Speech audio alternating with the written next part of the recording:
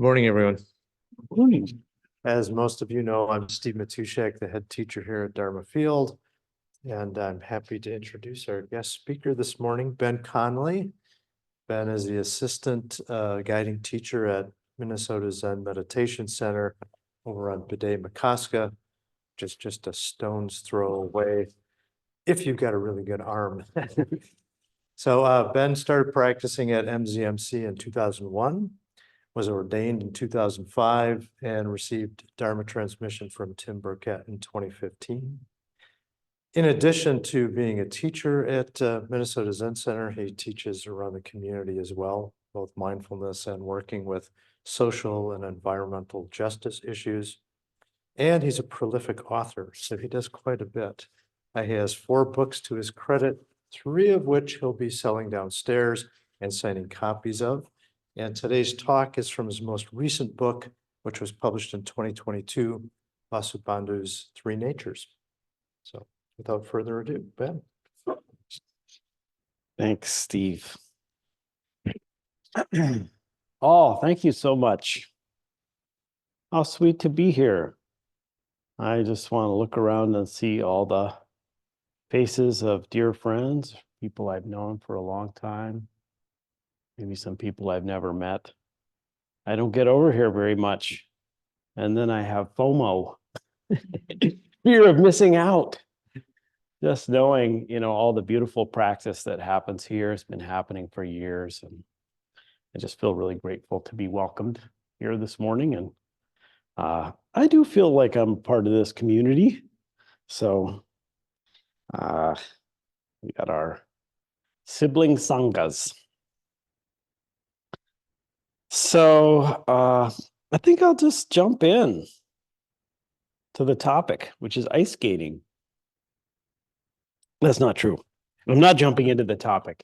Do you know people are ice skating on Vasubanhdhu and on Lake of the Isles?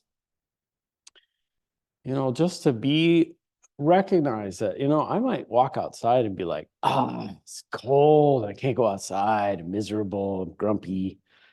And to look out the window of our Zen Center and just see people, their response to the situation is to just do something so beautiful and graceful. And that is in deep relationship to the particular conditions of nature right now. It's rare that we can skate on these lakes. People showing something beautiful about how to be. Okay. So now really, I'm going to talk about Vasubanhdhu's 3 Natures. So Vasubandhu is probably about a 5th century Indian monk. Very influential figure. So Vasubandhu is in all Zen lineages. When we chant the names of the ancestors at our Zen Center, as they do at many places, when you get to the name of Vasubandhu, the priest does a full bow, as they do for about 8 of the most influential ancestors. Vasubanhdhu is considered one of the 6 ornaments of Tibetan Buddhism and one of the 5 great ancestors of the Jodo Shinshu Pure Land tradition. So in many different Buddhist traditions, Vasubandhu is considered really pretty wonderful. Also, he's incredibly obscure. So I can't tell you how many people I know when I say I write books about Vasubandhu, they just go, what are you doing and why? So hopefully this talk will give you something about the why. So Vasubandhu is associated with kind of early Buddhist psychology, you could say, the Abhidharma tradition. And then later in life, became more associated with Mahayana Buddhism, and in particular with a movement in Mahayana called Yogacara, which means yoga practice. So Yogacara is really about integrating early Buddhist psychology with the Mahayana emphasis on collective liberation and the immediate availability of realization and awakeness, in simple terms. So these 2 modes of practice are sometimes considered quite separate. So when Vasubandhu was alive, there's a lot of debating about which one is better or correct. And guess what? There still is. Oh, wonderful. So, early Buddhist psychology, the Abhidharma tradition, which is kind of, more closely related to what you might think of as Theravada Buddhism or Vipassana tradition, involves slowly and meticulously developing awareness of particular elements of your experience. So becoming aware of the sensations in the body, the particularities of breathing, and then becoming aware of feelings, whether there's a negative or positive or neutral tone to the experience you're having. Noticing whether there is desire or aversion in experiencing, noticing whether there is a lack of energy or an excess, noticing whether the mind is concentrated, and having terms. So you learn the list of things you're trying to identify, and then you notice them. So you might think as a Zen person, that sounds very tiresome. And in fact, many Zen people, including me, have looked at the giant lists of things you should notice in early Buddhist psychology and thought, oh no, I don't need more of that kind of thing in my life. But it can be really useful. It can be very useful to notice what's going on, in particular with your emotions, which tend to govern a huge amount of human conduct. And I will say, if the whole point of Buddhism is to alleviate suffering, it seems like our emotions are going to have to matter to us. But, there's a critique of this early Buddhist model because it's focused on doing that in order to attain nirvana, which starts to look like a kind of a heroic personal thing where it's like, oh, I'll attain nirvana and good luck, everyone else. Just go out in the woods and find my peace. So we have a Mahayana movement that says we need a social model for liberation and for how this practice can work so that liberation can be viewed collectively. And so this is kind of like where Yogacara is coming from. So Thich Nhat Hanh, one of the main reasons I teach Vasubanhdhu and spend so much time with the material, learning it, trying to understand it, practice it, transmit it, is because it's really the foundation of Thich Nhat Hanh's movement and vision of engaged Buddhism. So I said this for a long time, and I've said it so many times that I thought maybe I just made it up. But I have talked to quite a few people who study with Thai, and they said, yeah, that sounds accurate. And then I had an exciting experience, which is I was doing a workshop 2 years ago on this three natures at Union Theological Seminary in New York. And when I arrived, one of the students said, did you know that Thich Nhat Hanh got a master's degree here in 1962? And I said, no.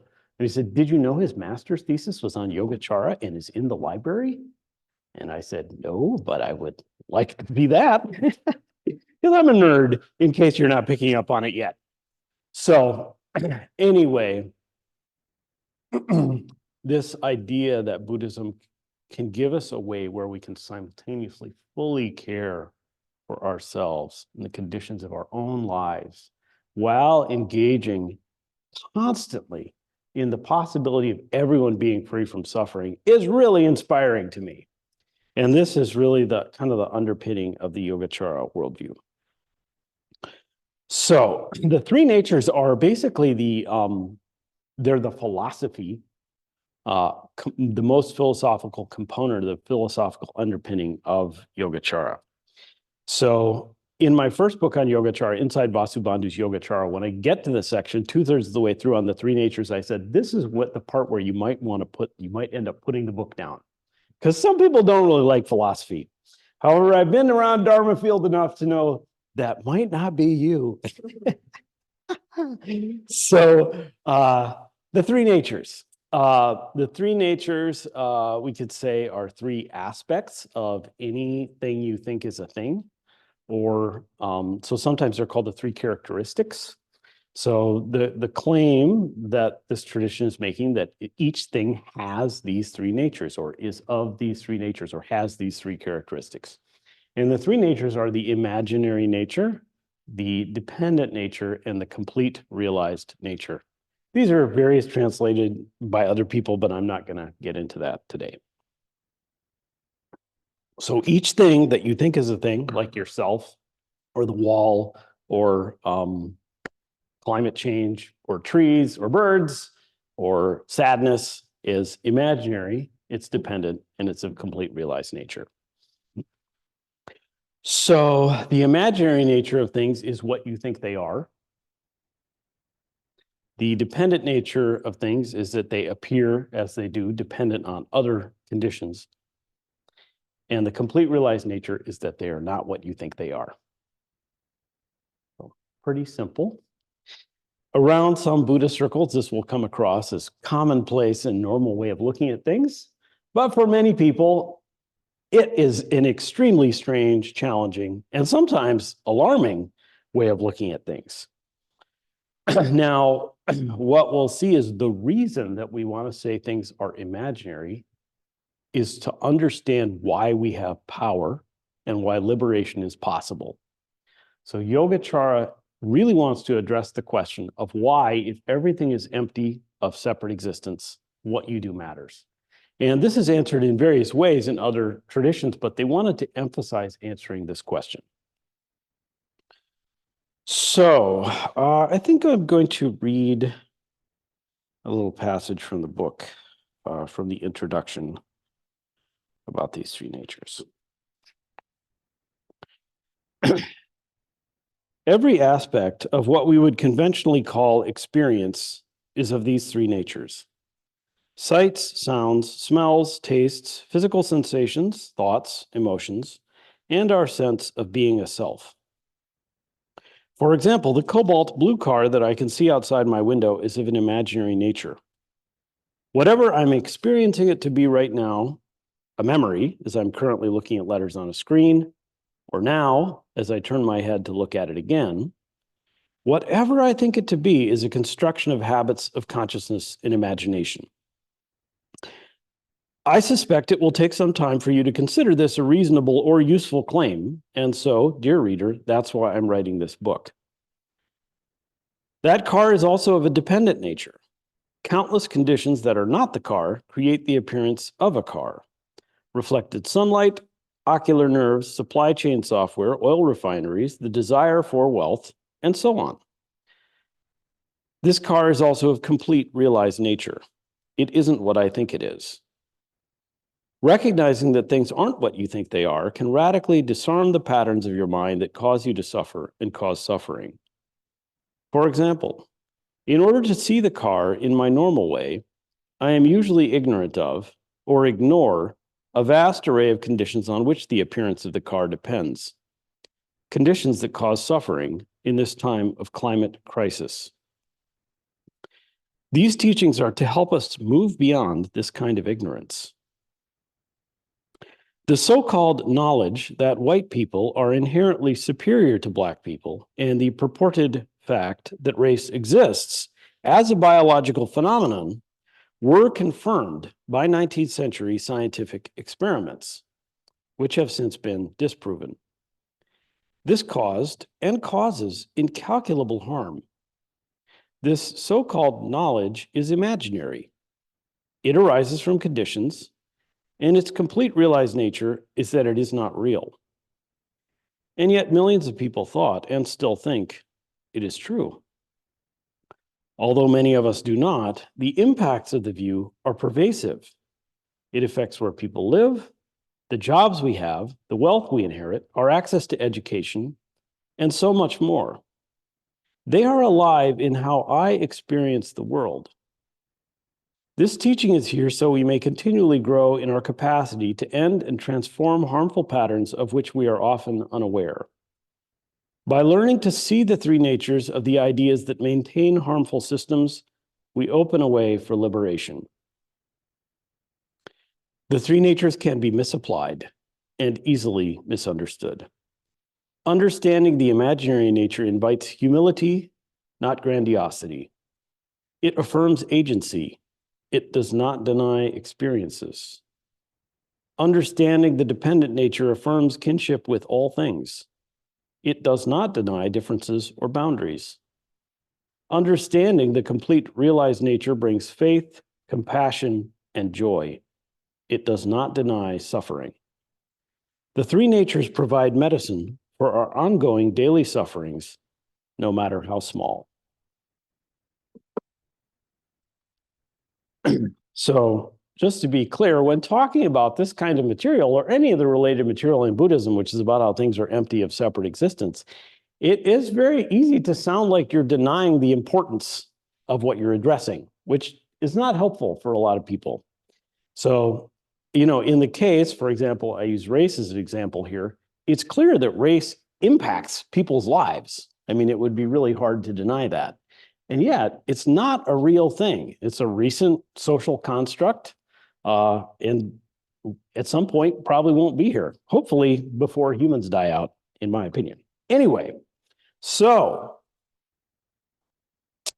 the imaginary nature is, when we perceive a thing as having characteristics or distinctness from other things, those characteristics and its distinctness are constructed by the patterns of our consciousness. That's the claim of this tradition. This, by the way, really, I'm not going to spend any time on this. It's very similar to what a lot of cognitive scientists and a lot of neuroscience is suggesting at this time, although it's not identical. But there are substantial commonalities, which I address a little bit in the book. But anyway, we're imagining. So when I say, oh, things are in imaginary nature, the most common way that is used in medicine in Buddhism is to help us go, oh, that's right, I don't have to freak out about this. So, you're like, I'm really mad because, you said that mean thing to me. That's okay. Sometimes we're mad, but sometimes we could just be like, oh, I don't have to be mad. I made this dynamic the way I made it, and I can also not make it that way. And I can just be like, oh, you're probably upset. Maybe I want to try and understand you. So by seeing things as imaginary, sometimes we can immediately drop the way we're looking at it that is causing us to suffer and is likely to cause us to act in a way that causes other people to suffer. But by calling things imaginary and by emphasizing that things are imagined in this way, Yogacara tradition wants to emphasize that we're making the world. This is about power. Buddha's message was relentless that you have the capacity to engage in liberation. Constantly meeting people who appear powerless or are caught in some kind of way of looking at things and just saying, you can wake up. So when we realize it's like what we do creates the world we live in, that's bringing us back to this position of agency. So the way this is explained in this tradition is through karma. So another way of thinking about Yogacara is they really wanted to reclaim karma from the fear, I think, that was happening that maybe the doctrine of emptiness would make karma meaningless. And in Buddhist thought, karma is why things matter. Basically, they don't have a materialist view of what makes human suffering come and go. They were saying for a long time that what makes our suffering happen is the way we're thinking about things, the way we're acting, and the way we feel. Radically emphasizing agency. So the most common way to talk about the way our imaginary experience, our experience, which is the same as imagination, like what we experience, this is imaginary, is through our actions. That's what karma means. So the common metaphor we use in the Yogacara tradition is that of planting seeds.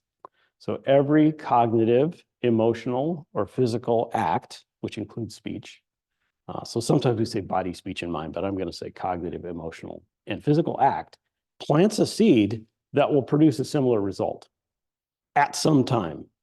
Teachings on karma are consistent that you never know when that will happen. It might happen like in 1 or 2 seconds, like when you turn to your spouse and you say, why did you do that? And you get karma real quick sometimes.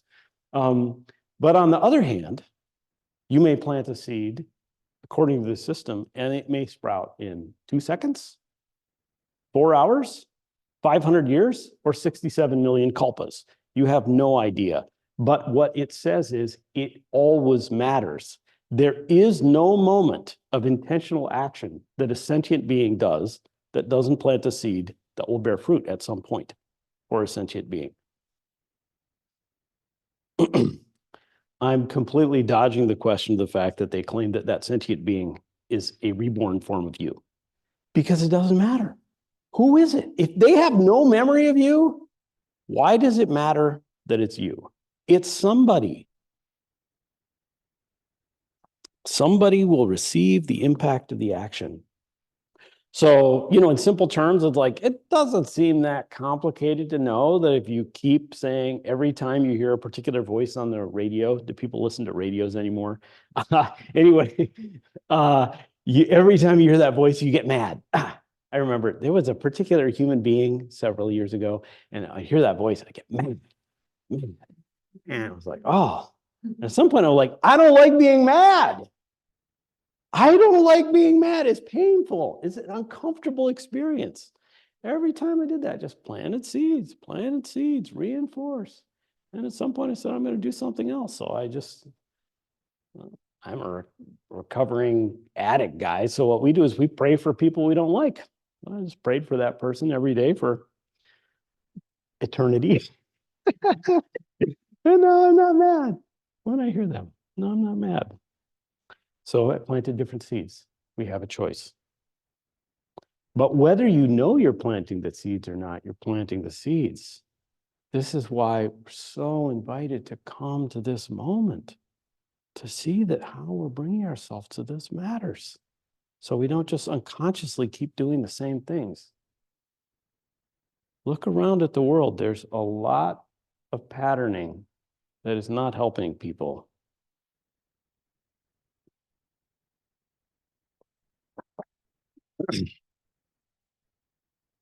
So, everything's of imaginary nature. Sounds good. Everything is dependent nature.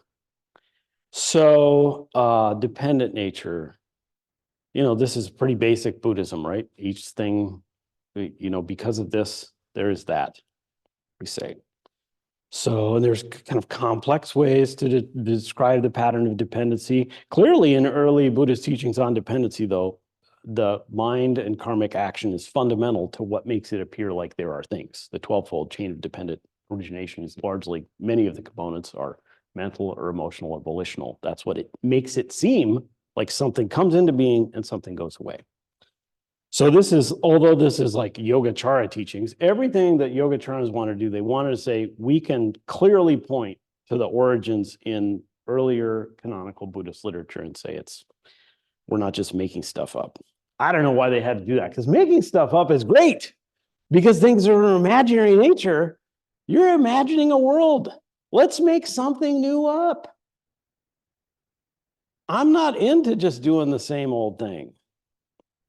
Anyway, that was a digression. It's definitely not in the notes. So a couple of implications of the dependent nature within the Yogacara tradition I'll talk about is, everything is collective because everything is dependent, and that web of dependency is unlimited. So if you just kind of look at it, you go, well, this is dependent on that and that and that, but each one of those things was dependent on all the other things. It starts to the frame gets very big, right? It gets very big.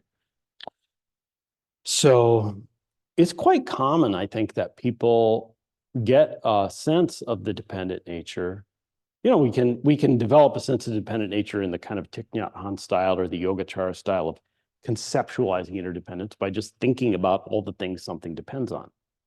It's like, what does it take for me to have a piece of toast this morning? Well, my mom had to bake the bread.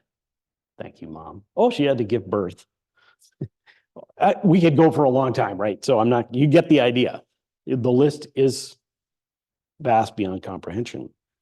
But although that's one method to get a sense of the dependent nature of things, my experience is that people frequently report they wouldn't put it in these terms that they're realizing the dependent nature of things, but they are, because they come to our Zen center and they say, oh, I came in the morning and I just sat for an hour. I didn't really know what I was doing.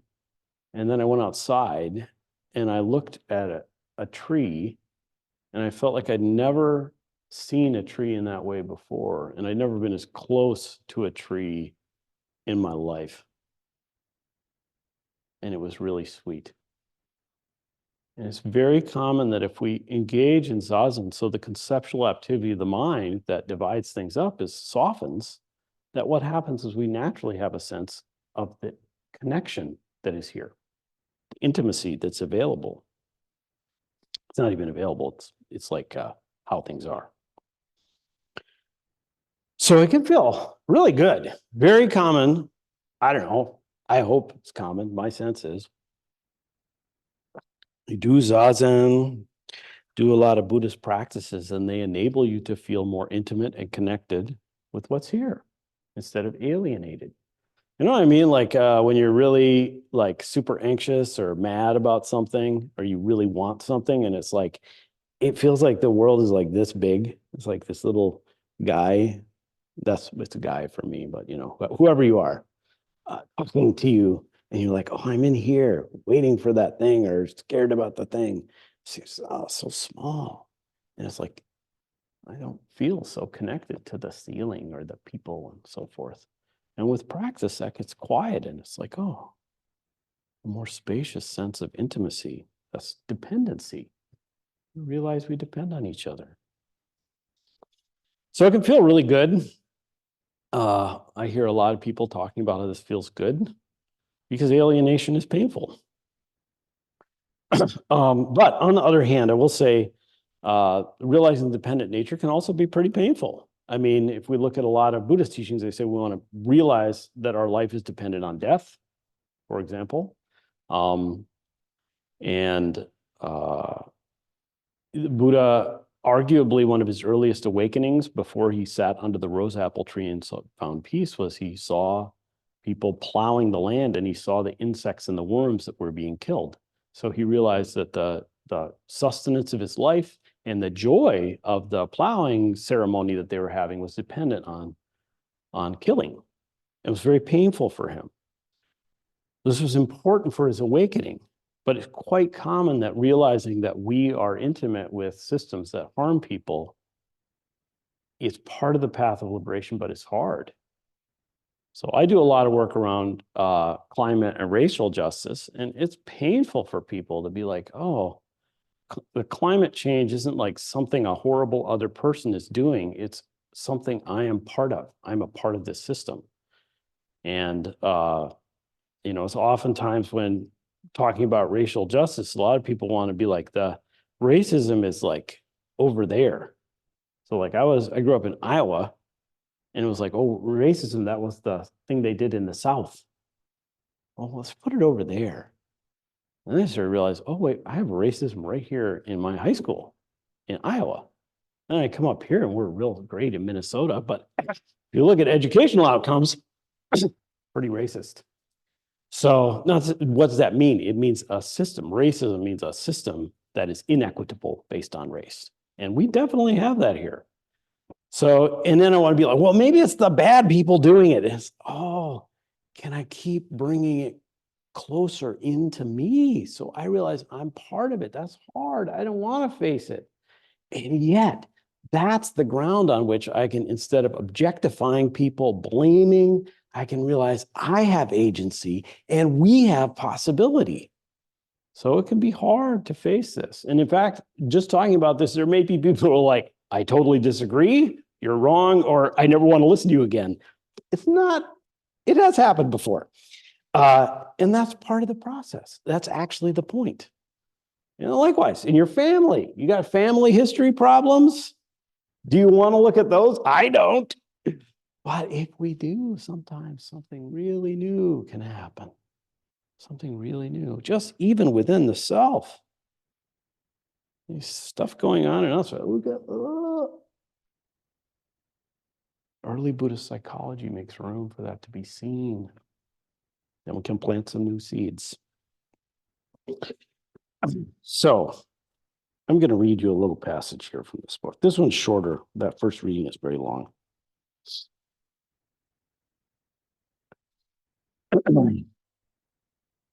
We don't passively receive the reality of the world through our senses and then respond to it. The world we experience is created. It is, as the text says, the active cognition of seer and seen. Our life is created by karma, and we create karma in every moment. We have the power to plant seeds that will create a better world. This body of teaching emphasizes the impact of each moment of intentionality. Our power lies in the quality of heart and mind we offer to the moment. Why do I think this worldview is more effective than materialism for healing our suffering and freeing us from collective modes of violence, oppression, and destruction?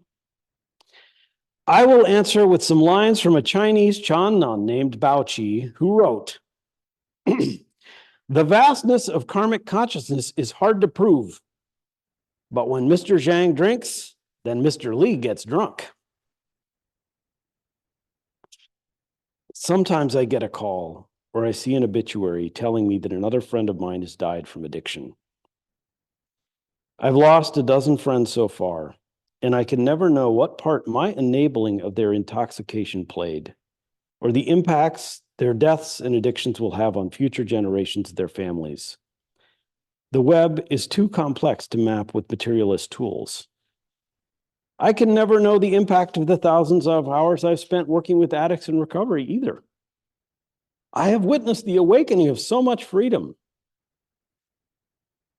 One of Bao Qi's inspirations, the great Chan nun Miaozong, wrote, "When outside the diamond door he glowered, inside the stable the wooden horse's face turned red." In the verse above, there is no physical connection between the man's glower and the wooden horse's face, and yet there is reaction and connection.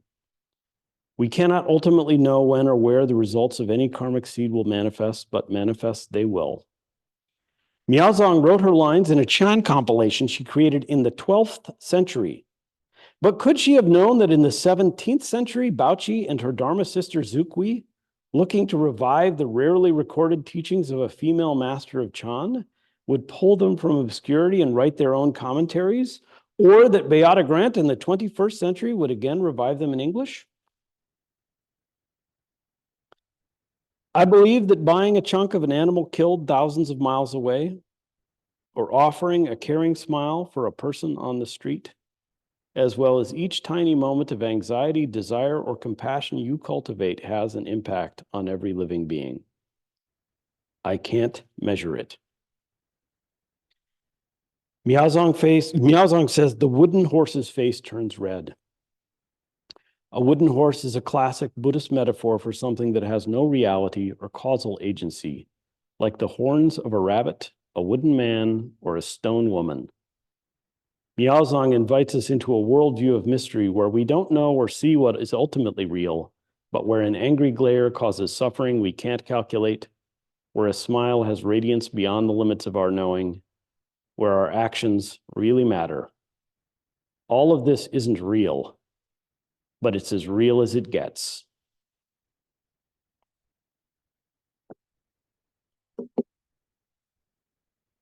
So everything is of complete realized nature. Good news, everybody.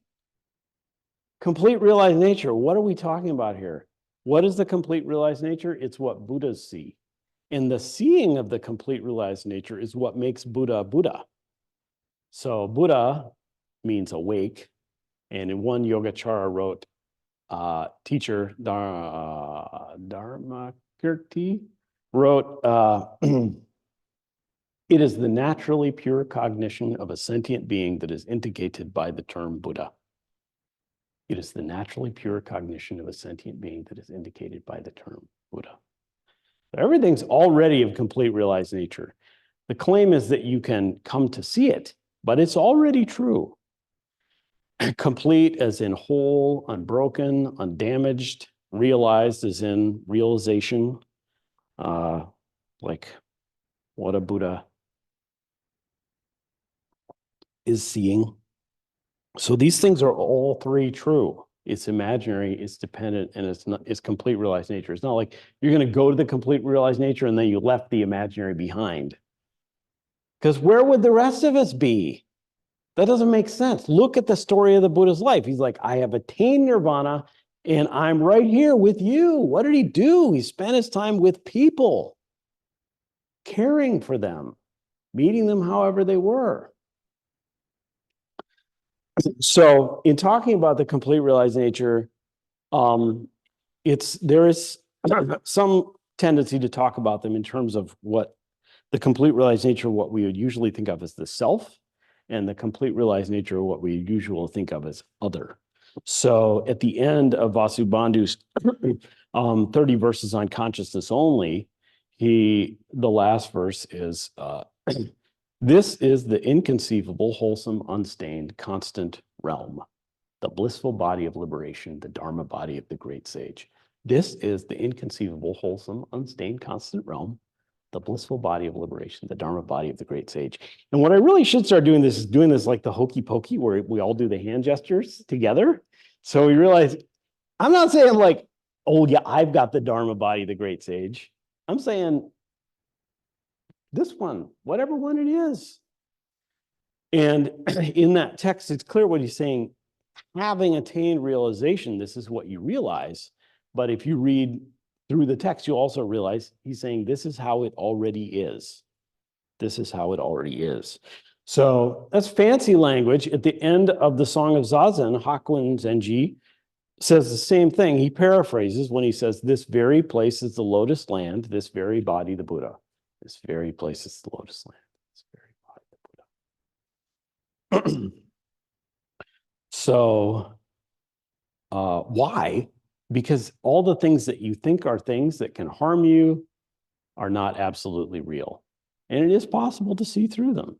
We see this happen. It doesn't mean that how we imagine things and the way we suffer are unimportant, because things are still of imaginary nature, but they're also not what we think they are. And we can begin to see all these sides of things. I want to read two very short passages from this book pertaining. Oh no, I got to say this. There's another person you may have heard of, a guy named Dogen Zenji. So he opens the Fukan Zazengi. He's saying, I'm going to tell you why I think you should practice Zazen. And he uses the identical set of images. He says, the way is originally perfect and all-pervading. How could it be contingent on practice and realization? The true vehicle is self-sufficient. What need is there for special effort? Indeed, the whole body is free from dust. Who could believe in a means to brush it clean? It is never apart from this very place. What is the use of traveling around to practice?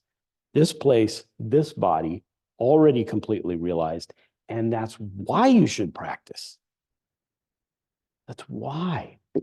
Because if you're Buddha, in the Buddha land, what do Buddhas do? They practice. That's all the stories we have. They go around and they help people. So I'm going to read you these two short passages. First one relates to the complete realized nature of what we would conventionally understand to be the self.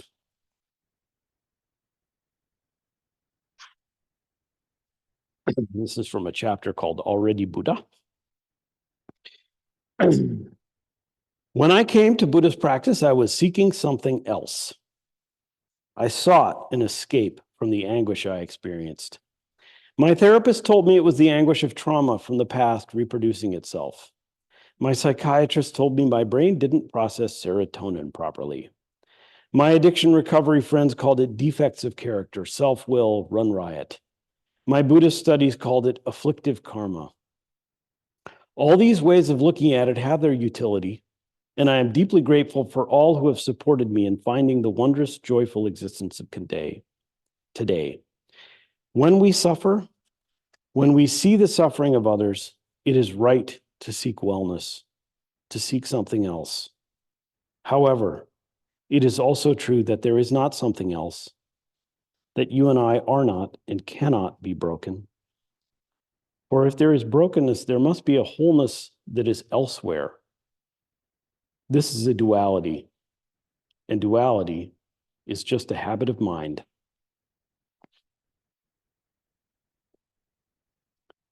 And this passage on the complete realized nature of where we are. Recently, I heard a talk by a Dakota elder named Bob Clanderud. He spoke of the total kinship of all life.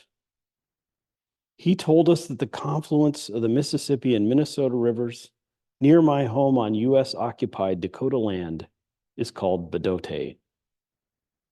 For the Dakota, Bdote is the origin of the universe, the land of Genesis.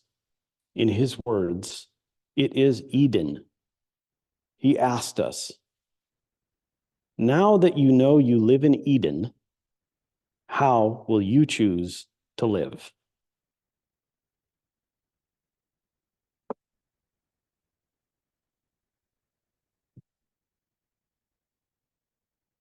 Thank you, Bob Clanderud, and thank you, Vasubanhdhu, and thank you all for listening.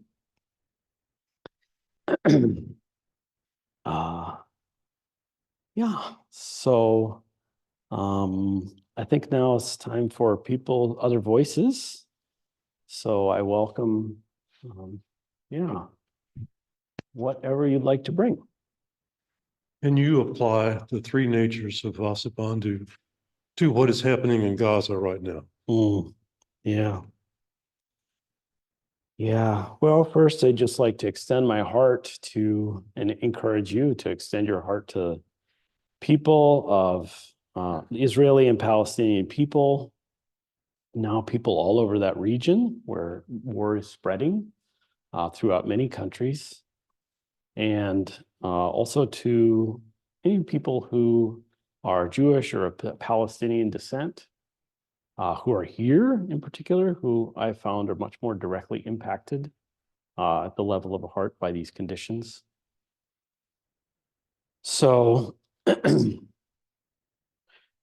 recognizing that the way I view and the way each of us views the conflict in Israel and Palestine matters. The way we view it matters. That recognizing its imaginary nature, because we're imagining it in that way. And Buddhism invites us to view things in a way that is compassionate, that is engaged. And so it gives us an opportunity to consider, like, how can we expand the framework of compassion to include everyone in the situation? It's kind of a big question, and there'll probably be more questions, so I'm going to go through with some expediency. We could probably spend, a lifetime. People do spend a lifetime on this issue. The dependent nature, it's pretty clear that the conditions for the people in Gaza and in that whole region are part of a vast web of conditions, really complex ones that include, we recently at MZMC, we had a gathering to really talk about how anti-Semitism, racism, Islamophobia impact the way these conditions are viewed in the United States, because those are part of it, but they're also much more complex. So realizing that there are hundreds, thousands of years of history, and that's just the beginning of it, that create those conditions. So realizing that because it's a complex web, trying to control things is probably not going to help, but trying to make an offering of something compassionate and kind is worth doing. And yeah, so how could you possibly say this is of complete realized nature? That's a question that arises for me. How can I even make that claim? It's hard for me to make that claim because it's unimaginable, the amount of suffering, all these children being killed, people displaced.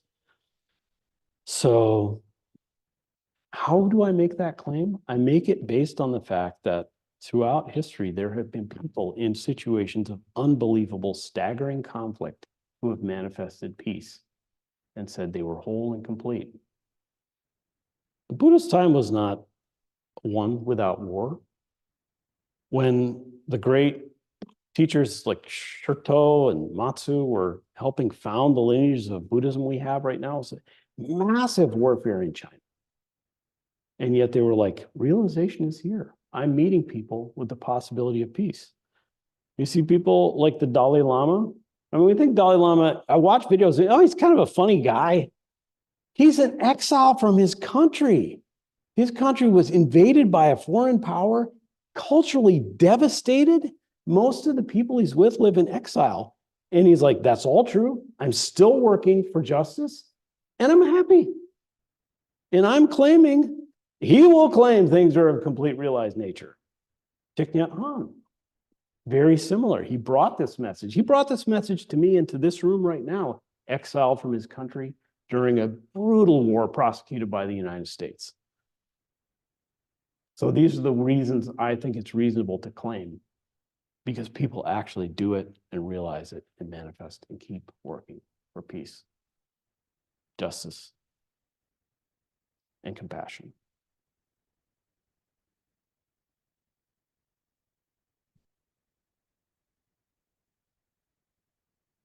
I usually preface the question section by saying, if you have a question like, could you talk about the distinctions between dependency as understood in the Pali Canon, Yogacara tradition, and the Madhyamaka tradition? Or if you have a question like, my uncle is really annoying, what should I do? Those kind of questions are both welcome. And also this kind of question is welcome. Not because like I have all the answers, but because all those things are welcome. There's room for all of it. I think we can hold them all.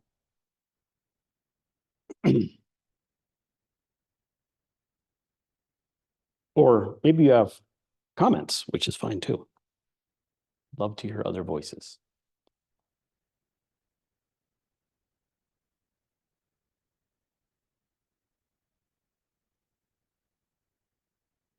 Go ahead.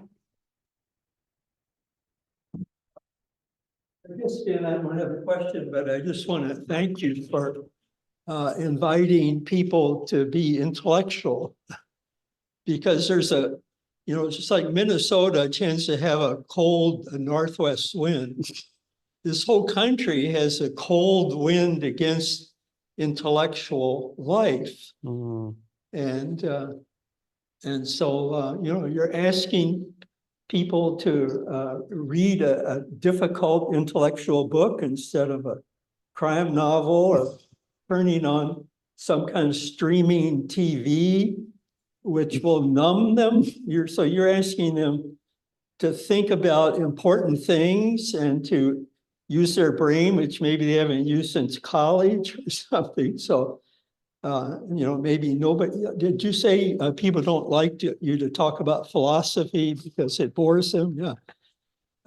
I took about 7 philosophy courses. And I guess that's what led me to Zen, but anyhow. So I appreciate the effort you're making. It's a kind of I wish it's sad, but true. It's kind of an uphill battle and I know you do a lot of work too on racial justice. So people don't want to be reminded.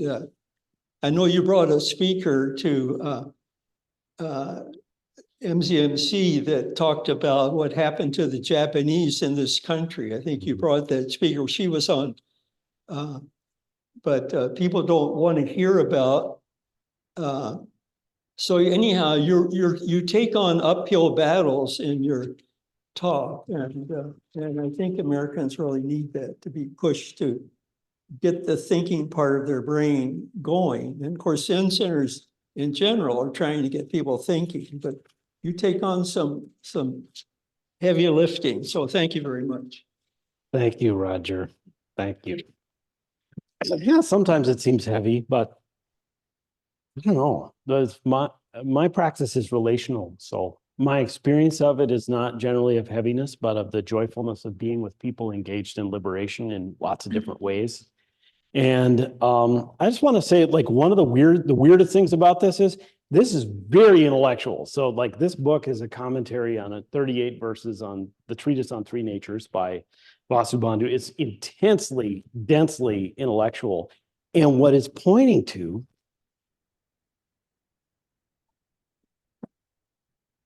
is that all that thinking does not tell us the truth. So the appeal of this is for people who want a logical explanation for why your Zen teacher keeps telling you to just pick up your chopsticks with your whole heart, to just, choose the flower that you're putting in the vase. I came in this morning. These are just amazing. The attention to cleaning the floor. I come into this space. It's so beautiful here. It's not magic. Well, of course it's magic, but you're doing it. And I get to come into it. This provides a rational explanation for those of us who need it for why that's worth doing. So yeah, thank you, Roger. Other voices.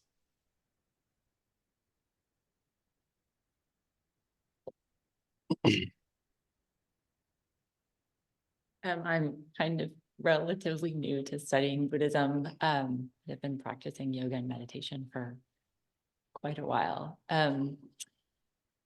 So the lens that I'm listening through and looking through as you were talking about the dependent nature, that what I found interesting was as I think about dependence or dependent on, depending, it seems to be often interpreted as such a linear path, but the way that you presented it was the complete antithesis of that, making it so much more broad in how things are dependent on another or one another or history or a path. It's not so straight and narrow. It was just very enlightening for me to hear that definition or explanation being so much more vast, I guess, is maybe the word. So thank you. Thank you. Thank you.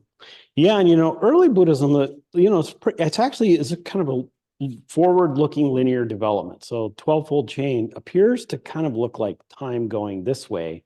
And then Yogacara does some things that start to make that look soft. And then I'm kind of cheating by sneaking in some what I will Huayan, which is my next book, Buddhism, where they really just explode time and they use all the same logical methods, but just make little twists and tweaks and look at different implications to show that time actually goes in all directions. And then we see that in Dogen's view, time and space, all directions.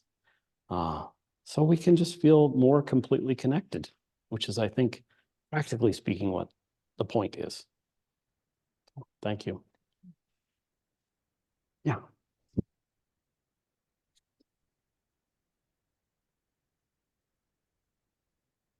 I just want to make a comment. It seemed like your closing comments were so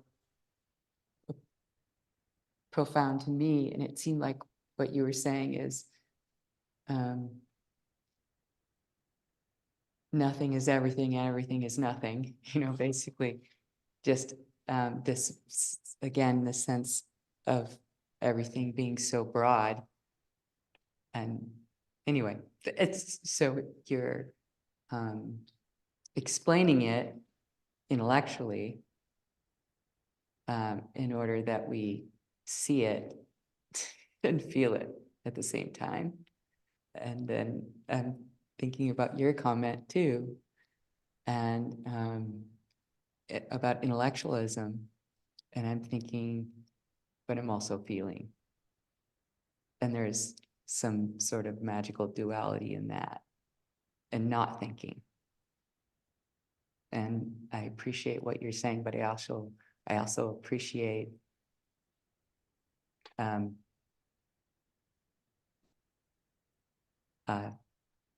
non-intellectualism in and of itself. Does that make sense? Yeah. Yeah, I mean, there's room for all of it. A Yogacara, one of the implications is that each person in every moment can only enact and experience realization in the particular way that their conditions create. So we're all different. We can all grow in different ways. Yeah. Right. And so we're here because we're human and we appreciate our infinite possibilities in the dependence, I guess, in the experiences, not the dependence, the experiences. Mm-hmm. Yeah, sounds about right. Thank you. Yeah. Yeah, go ahead. I think probably I'll wrap up after this one. Yeah, thank you so much for all of that. I would say I'm also pretty new to studying Buddhism, and I appreciate some of the stuff you illuminated specifically. When I think of perspectives, I kind of always thought that the perspective on perspective is they're just consciousness. They're no different than the rock behind you or anything else. And sort of, it doesn't really matter. And kind of the lesson what I was hearing was like, no, it does matter. It is connected. And I'm love philosophy, but I'm also a very pragmatic person. And I'm kind of curious when you have perspectives in your life and you're like, that's not the seed I want to sow. Like, how do you work with that sort of? And you kind of commented like, oh, I was angry at this person. I prayed for this person. But like, when we're talking about things that are not maybe just a person, but a philosophy in itself or something else that you're grappling with, if that makes any sense. Yeah, I think so. Yeah. So yeah, our perspective matters because that's what we got. You know, that's what causes us to be, causes us to suffer, causes us to act, or that's what we act on. But yeah, there's so many, I think there's just a lot of ways to let go of things. I mean, a great way is to just come in here and sit down and do like just about nothing in this Zendo and just let the sounds and the body and the sights, you know, they do their thing. Because then the part of the mind that's creating the perspectives is you're not doing something to it. It's not more control. It just tends to be less dominating. And so perspectives, those kind of perspectives that are dominating our view, they tend to be less dominating. So that's a really good way. But it's, you know, also just, you know, I'll have stuff come out of my mouth, you know, I'll be like, whoa, whoa, whoa. And then I'll be like, wait a minute. And then I'll just stop and be like, well, that was wrong. I'll give you one example. I think I can make this example before I go. I was giving a talk at All Beings Zendo in Washington, D.C. And I said, you know, I was talking about something, and in that context, I said, you know, well, I never had a Japanese teacher. And then I said, I had a Japanese teacher. My sewing teacher was Tomoe Katagiri. I studied with her for 4 years. My ingrained patriarchal views and the patriarchal views of this tradition give me the perspective that even though I had a Japanese teacher for 4 years, in the middle of this talk, I said I'd never had a Japanese teacher. So that was a moment where something came out of my mouth and I just stopped and went, wait a minute. And I just replaced it with something more true, which is I had a Japanese teacher. And then I got to talk about Tomoe for a while because she was amazing. She was an amazing teacher. She brought the sewing of Soto Zen robes to the United States through Eishin Yoshida. And she imparted something so beautiful to me, which is the ability to just sit and do a simple stitch after stitch with my whole heart in the context of the vow to liberate all beings from suffering. So there's a lot of other ways. So good question. Anyway, really nice to be with you all. This is just a really sweet opportunity and an honor. And thank you very much.